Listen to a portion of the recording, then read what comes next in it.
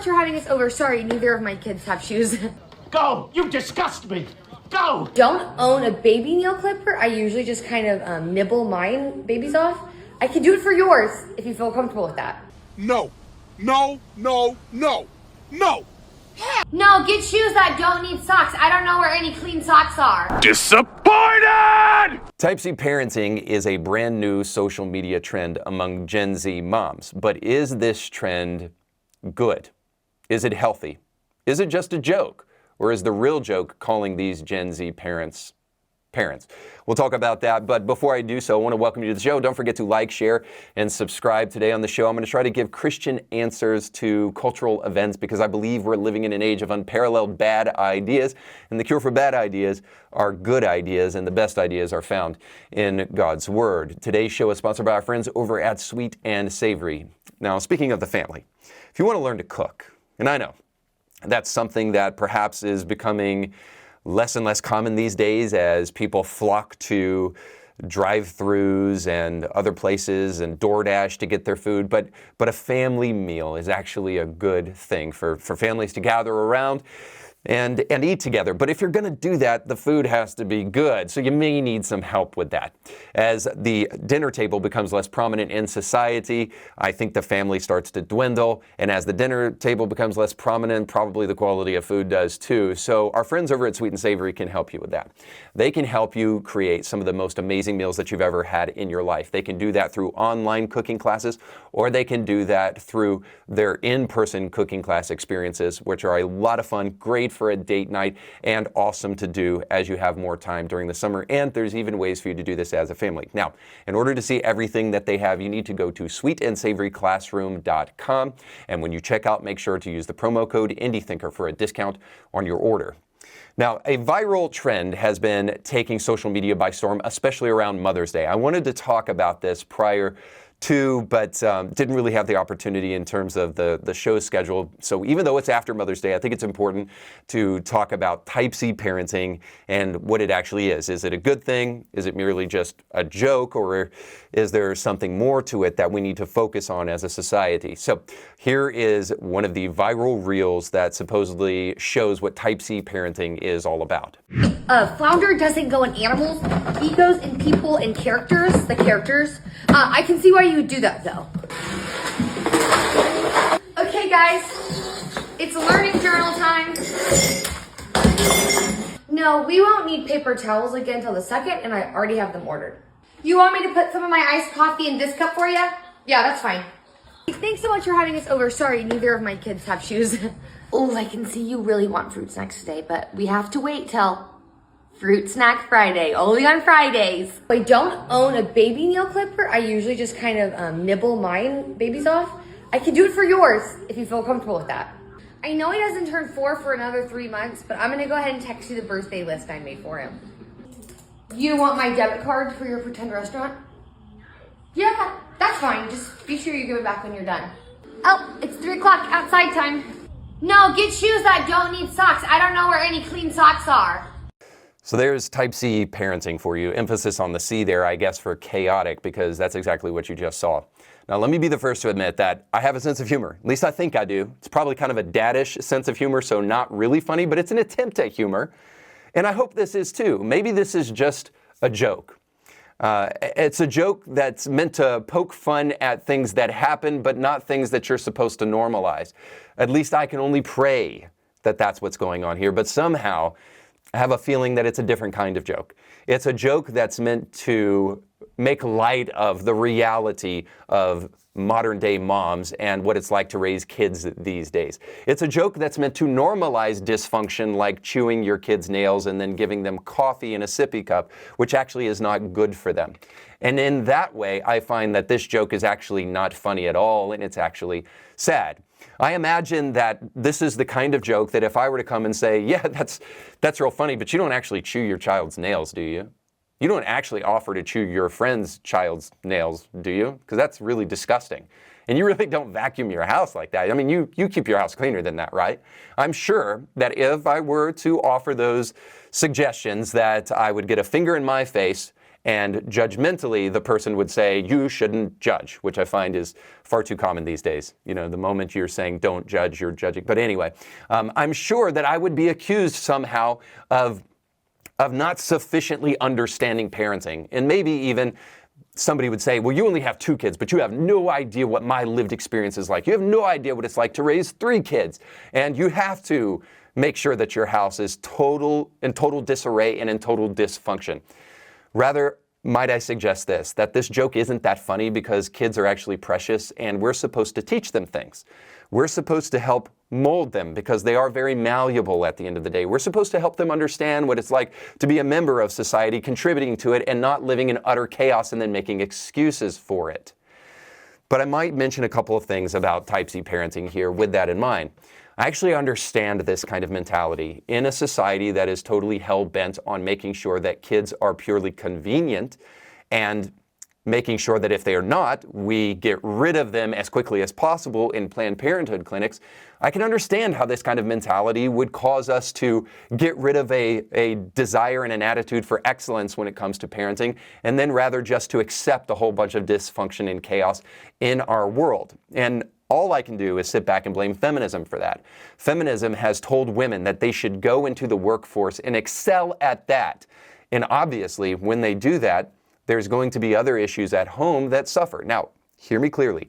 I'm not saying that women shouldn't go into the workforce. My wife works.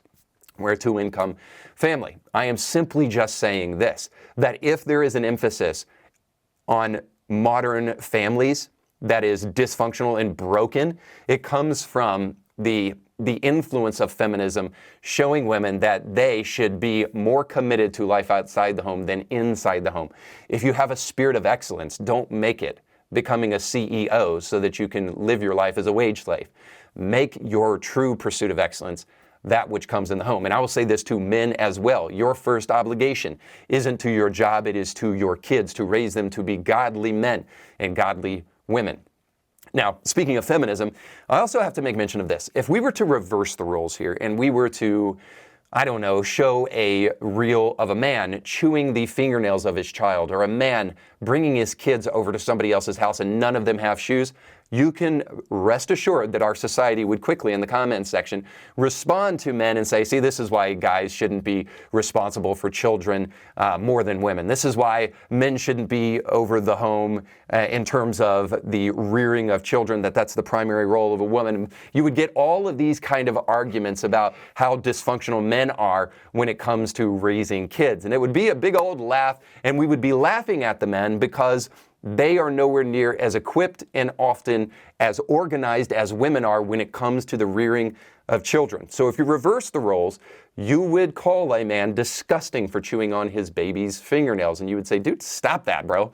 Get that junk out of your mouth.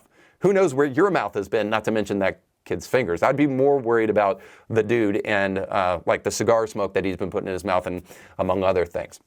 Now, I also have to mention this, and this is where my Christian worldview comes into play.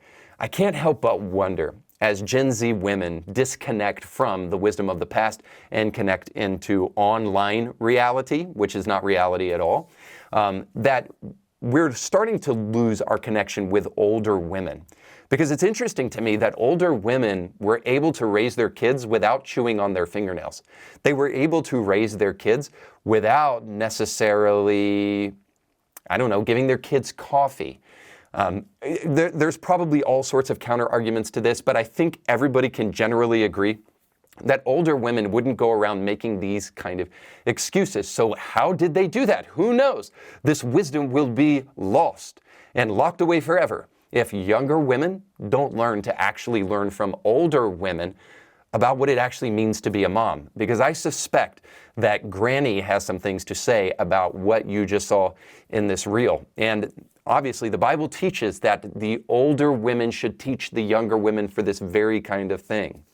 And this is where I do have to wax a little bit more, well, let's just say biblical, if not Old Testament. And I will strike down upon thee with great vengeance and furious anger. And just say, one of the problems with our modern society today, and this is as a result of Christianity losing its influence in society, is that shame no longer has a place in common society.